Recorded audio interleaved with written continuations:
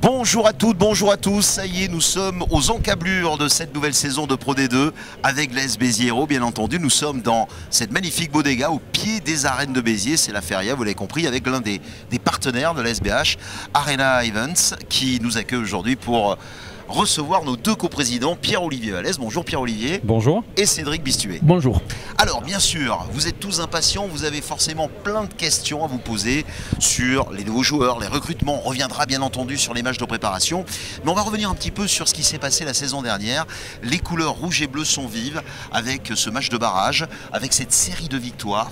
Nos deux coachs, David Gérard, les deux David et David Ocagne, qui ont fait un superbe travail, et surtout ce contingent de supporters qui ont été le plus important de France, notamment dans les déplacements. Oui, tout à fait. Je dirais au-delà du contingent, du plus gros contingent rouge et bleu qui a débarqué à Mont-de-Marsan, c'est surtout, nous ont fait nous, pour moi, le plus beau des cadeaux, et pour Pierre-Olivier aussi, parce que c'est le sens de notre engagement pour cette équipe. Outre l'amour de notre ville et l'amour de notre club, c'est surtout retrouver cet engouement qu'on a connu nous petits dans les années 80, c'est-à-dire tout ce déferlement des couleurs rouge et bleu, les voitures décorées, tout ça. Donc c'est vrai que cette année, je crois que ça a été, alors pas un aboutissement, je crois que ça a été une marche en avant, un grand pas qu'on a fait, puisqu'on a accédé à ce qu'on recherchait, c'est-à-dire les phases finales. Et surtout pour le club et pour l'ensemble du club, ça a été beaucoup d'expérience et j'espère vont nous faire avancer cette année. Je parle d'expérience parce que c'est vrai que le match de Mont-de-Marsan, je pense qu'on ne l'a pas abordé comme il fallait. Je pense qu'on était trop sur dit, bon, on n'a pas de pression, on n'a pas de pression. En fait, si on avait de la pression, on aurait dû jouer de la pression, parce qu'on est allé comme si c'était un cadeau, c'était un aboutissement, mais en fait, on aurait pu peut-être aller un peu plus loin. Donc voilà, je retire ça de l'année dernière. Cédric, Pierre-Olivier, ça a été une saison quand même, la saison dernière, un rebondissement. On a eu ce match perdu contre Narbonne, puis après... tout s'est enchaîné, il y a eu à un moment donné une prise de conscience de tout le monde, on s'en souvient Pierre-Olivier, et puis après c'est reparti. On a envie d'aller encore plus loin cette saison, je suppose. Oui, bien sûr qu'on a envie d'aller plus loin. C'est vrai qu'on n'a jamais une saison lisse, c'est jamais un long fleuve tranquille comme on dit. Il y a toujours des périodes un peu compliquées. La différence, c'est que je pense qu'on l'a bien géré, ce coup de mou qu'on a eu avec cette défaite contre Narbonne, cet affront des Narbonnais chez nous, et puis cette défaite en suivant à la maison contre Angoulême. Mais bon, on s'est mis autour de la table, on a discuté, on a trouvé les solutions, les joueurs, les entraîneurs surtout ont fait le boulot, et puis derrière il y a eu cette magnifique série qui est partie de cette victoire de début de saison, de début d'année 2018 à Perpignan, et tout cet enchaînement jusqu'à Mont-de-Marsan. Même si, comme l'a dit Cédric, je le rejoins complètement, on a peut-être trop vu Mont-de-Marsan comme un aboutissement, parce qu'on courait tellement après ce barrage depuis longtemps qu'on ne l'a pas bien préparé. Ben voilà, il faut que ça serve pour cette année. On va avoir un nouveau statut cette année, parce que tout le monde va nous attendre un peu plus que l'année dernière. Et donc il va falloir qu'on soit capable d'assumer ce nouveau statut. C'était l'occasion aussi d'acquérir de l'expérience qui va servir, comme vous le dites actuellement. On va maintenant parler un petit peu de cette saison qui arrive avec, c'est vrai l'année dernière, il y a eu quand même pas mal de départs. On parle des demi de mêlée comme Josh Valentine, comme Julien Blanc. Il y a eu aussi des grands noms, des noms emblématiques du club comme Simon Tchetchenko, Sabri Gmir, comme François Rameneda qui sont partis. Et cette année, donc, il y a eu 8 recrues donc, dans divers secteurs. Notamment le groupe d'avant, il y a eu 3 recrues, il y en a eu 5 dans le groupe arrière. Il y a eu un travail de fond, on le sent, qui a été fait puisque les recrues sont arrivées relativement tôt avant la préparation. Oui, c'est vrai que cette année, paradoxalement, on était maintenu assez tôt, donc on pouvait préparer sereinement la saison précédente, contrairement à certaines de nos saisons précédentes. Donc on a pu préparer la saison future un peu plus sereinement. On savait aussi les départs, puisque c'est la volonté de beaucoup d'arrêter, de prendre leur retraite, et certaines de partir vers d'autres cieux un peu plus haut. Donc ça on l'a su très tôt aussi. Donc tout ça, ça nous a permis de travailler un peu plus sereinement, de renforcer aussi les coachs puisqu'on les a prolongés. Donc voilà, d'essayer de bâtir avec eux quelque chose sur le long terme, puisque c'est des nouveaux coachs, c'est des coachs qui sont un peu jeunes. On est aussi des dirigeants jeunes aussi, malgré le fait que ça fait un petit moment qu'on est là. Mais c'est vrai que tout ça, c'est l'expérience en fait. Donc on a essayé de changer à peu près un tiers de l'effectif, un petit tiers de l'effectif.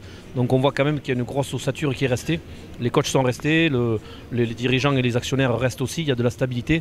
Et c'est ce qu'on recherchait, d'avoir de la stabilité et surtout créer autour du club, autour de l'équipe, un noyau dur pour faire avancer.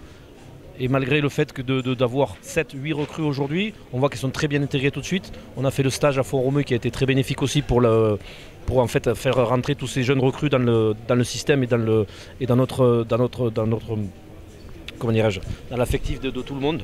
Donc tout ça, ça a été très bénéfique. On le voit, au-delà des 3 défaites des matchs amicaux. On va y revenir sur ces matchs. On a vu quand même de belles choses et on voit quand même qu'il y a déjà une belle ossature et une belle épine dorsale dans cette équipe. Ah oui, il y a des bruits, c'est la feria. Donc, je vais rajouter quelque chose. Vous parlez de 8 recrues. Oui. Moi je dis que c'est 18 recrues parce qu'il ne faut pas oublier l'ossature principale qui est le centre de formation et sur lequel on a beaucoup recruté aussi sur le centre de formation puisqu'on a un tiers de l'effectif du centre de formation qui sont des jeunes qui étaient déjà là l'année dernière, donc qui sont passés en année supérieure, un tiers qui sont des joueurs qu'on est allé chercher à l'extérieur et un tiers qui viennent de la formation biterroise. Donc, 5 contrats espoirs, je crois. 5 contrats espoirs et pour passer à 27 jeunes au centre de formation. Donc ça aussi, ce sont des recrutements très importants.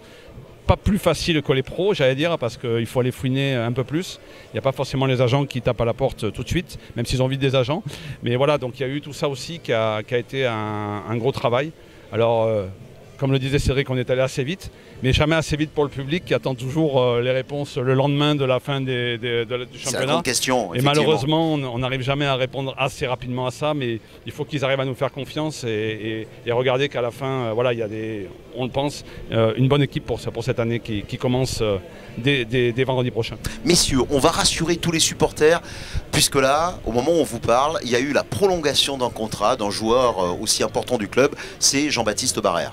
Donc ça c'est important aussi. Voilà, on est très fier et très heureux de l'annoncer. Lui aussi est très fier et très heureux de continuer l'aventure. Donc voilà, on peut annoncer aujourd'hui que Jean-Baptiste continue l'aventure rouge et bleu pour 2 saisons supplémentaires. On va revenir justement sur ces matchs de préparation. Alors c'est vrai qu'on peut lire à droite et à gauche, il faut le lire, les supporters un petit peu frustrés des défaites de l'AS Béziers. Il ne faut pas oublier que l'ASBH a joué notamment Agen qui évolue en top 14, Montpellier qui est quand même vice-champion de France. C'était voulu de mettre justement des clubs de top 14 pour avoir la barre haute d'entrée pour bien se préparer, être dans le dur pour mieux aborder cette Pro D2. Ouais, je crois qu'on avait commencé par, comme l'année dernière, contre Nevers, où c'était vraiment le premier match de préparation. Qui pour eux n'était pas un match de préparation, vu l'engagement qu'ils ont mis, il faut le préciser. Ouais, on peut dire pareil de nous hier soir contre Montpellier. Je crois qu'on a mis les ingrédients. Et après, on est monté en puissance avec Agen, qui était aussi dans le cadre du Challenge Vacrin. Et on a monté un peu en dernière minute, on va dire, ce match contre Montpellier. Notre voisin, et qui pour monter le match de la Feria. Alors, à Sauclière en plus, ça nous tenait à cœur à Cédric et moi et à tous les actionnaires que ce match se joue à Sauclière. Donc effectivement, on aurait pu choisir une équipe de Fédéral 1 et des équipes qui montaient de Fédéral 1. Et non, on a choisi d'avoir des équipes où on allait pouvoir s'étalonner. Donc je crois que le match d'hier avait été un match amical contre Montpellier, mais il ressemblait pas trop à un match amical vu l'engagement qu'il y a eu et malheureusement ce carton rouge pour Attigny. Messieurs, est-ce que l'AS Béziers cette année, on sait, il y a un projet 2021, on voit que d'année en année, cette équipe et ce club est en train d'évoluer dans le bon sens, méthodiquement, comme il le faut, sans se précipiter, en posant bien sûr les fondations, les bases.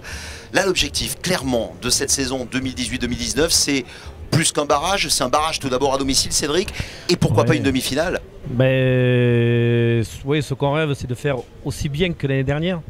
Donc avec l'expérience acquise, peut-être on fera un petit peu mieux, on espère, si on arrive à un match de barrage. Évidemment, le top, ce sera à la maison, bien sûr, pour nos supporters, pour le cadeau à offrir à nos supporters, bien sûr. Alors après, on est un peu dans l'inconnu, je ne parle pas de nous, mais je parle des autres équipes, on ne sait pas trop, ils se sont renforcés, on ne sait pas trop ceux qui montent, on a des gros budgets, tout le monde a commencé à avoir de gros budgets. Donc voilà, on est un peu dans l'inconnu.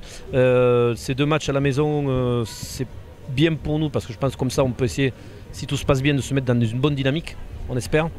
Et pour cette saison, oui, on espère que le public continue à se régaler, continue à venir de plus en plus nombreux. Du monde, à continuer à donner cette belle image positive de notre club pour attirer de plus en plus de sponsors, puisque c'est là, notre travail il est là, le plus important, c'est attirer de nouveaux sponsors pour avoir une masse salariale de joueurs plus importante et donc normalement des joueurs plus qualitatifs et donc du coup d'avoir une meilleure équipe et du coup de meilleurs résultats. Mais tout ça c'est un travail sur le long terme, comme tu disais. Ça fait 10 ans que j'ai racheté moi les parts de M. Nicolin, donc aujourd'hui quand même on a bien évolué, mais il y a encore du travail à faire. Ouais. 2021, c'est dans pas longtemps, c'est dans 3 saisons. On peut dire, Pierre-Olivier, vous êtes dans les clous.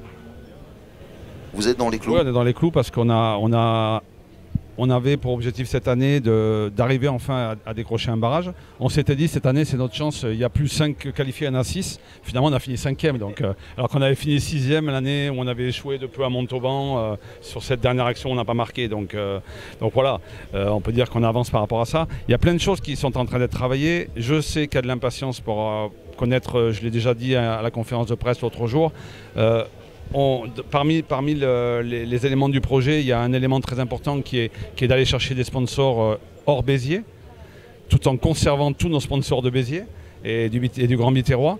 Et voilà, on a commencé, on a posé une pièce avec AGA, on a peut-être une deuxième pièce qu'on va apporter bientôt. On y travaille. Et après, il y a des choses malheureusement qui ne dépendent pas que de nous, qui se passent avec les collectivités, qu'on ne peut pas annoncer comme on voudrait l'annoncer. Donc vous savez qu'on a aussi un travail qui est fait avec le Japon, qui a commencé il y a maintenant 2 ans et demi et où Claude Patin s'est rendu sur place cette année. Donc ça fait 2 ans et demi qu'on travaille le dossier. Ils vont venir nous rencontrer à la fin du mois d'octobre. Une grosse délégation, donc il y a plein de choses qui sont. Et malheureusement, il y a des choses aussi qui doivent se passer au stade de la Méditerranée, dans l'évolution du stade. Je l'ai dit l'autre jour aussi à l'Assemblée générale des supporters de Rugby Terre, que malheureusement on ne peut pas annoncer comme ça parce que ça ne dépend pas que de nous et ça dépend beaucoup des collectivités. Mais bon, il faudra encore une fois nous croire aux paroles et attendre les bonnes surprises quand elles vont j'espère tomber. J'espère dans le courant de l'année qui arrive.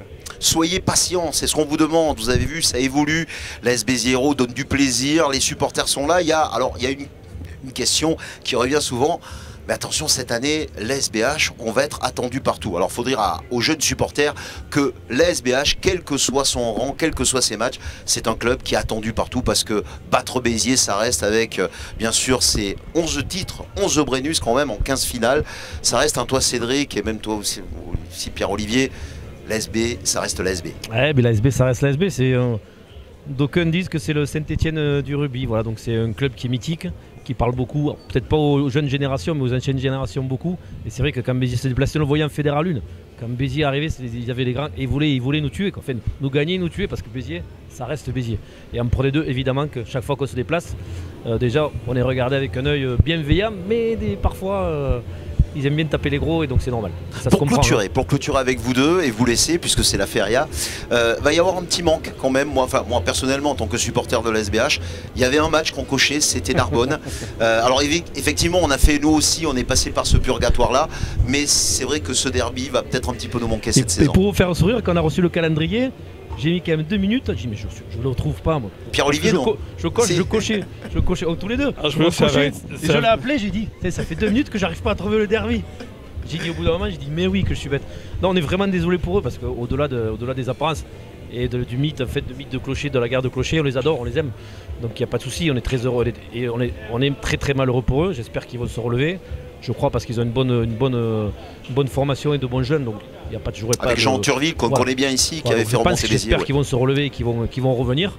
Parce que voilà, entre le départ de Perpignan et le départ de eux, ça nous fait 2 belles recettes qui sont parties malheureusement. Bon, on ira voir la cité de Carcassonne pour voilà, ce sera de très jolis derbies avec d'anciens Biterrois. Ça va être. Oui, c'est vrai que Narbonne c'était le derby. On espère le retrouver l'année prochaine, ou alors qu'eux retrouvent la Pro D2 et que nous on aille plus haut. Il faut qu'on rêve parce que sinon ça tout est permis en sport. Tout est permis. On a vu ce qui s'est passé en top 14. Personne n'attendait. Je suis bien placé pour le savoir. Le Castres Olympique qui est champion de France.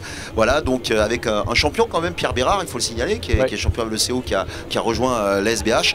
Et donc tout est possible. Donc c'est ce qu'on souhaite. Tout est possible quand on voit que c'est Perpignan qui monte et qui est champion. On les a gagnés chez eux et chez nous.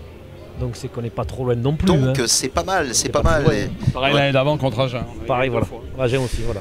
Donc voilà, qui aurait donné également des chances de Grenoble face à Oyonnax aussi pour le match de barrage. Donc tout est possible, c'est une saison qui nous attend, on a hâte d'y être. Merci messieurs, on avait besoin de vous parler, d'en savoir plus avant d'attaquer cette saison. On aura un côté un petit peu plus sportif, plus technique avec le côté jeu, le côté terrain avec les deux coachs, David Ocagne et David Girard. Merci, bonne feria. Et bonne feria. Très bien, parce que eux ne sont pas obligés de faire le régime et de regarder comme les joueurs. Ils vont pouvoir faire la fête, n'est-ce pas messieurs? Un petit peu. Légèrement. Légèrement, absolument. C'est avec l'affaire modération. Béziers. Et nous, on se retrouve évidemment. Il y aura la présentation des joueurs dimanche, je vous le rappelle. Ça se passera sur les allées Paul Riquet à partir de 16h. Et je vous souhaite une bonne férié à tous. Et puis, on va garder les bonnes habitudes, messieurs. À qui? S. Béziers. Absolument.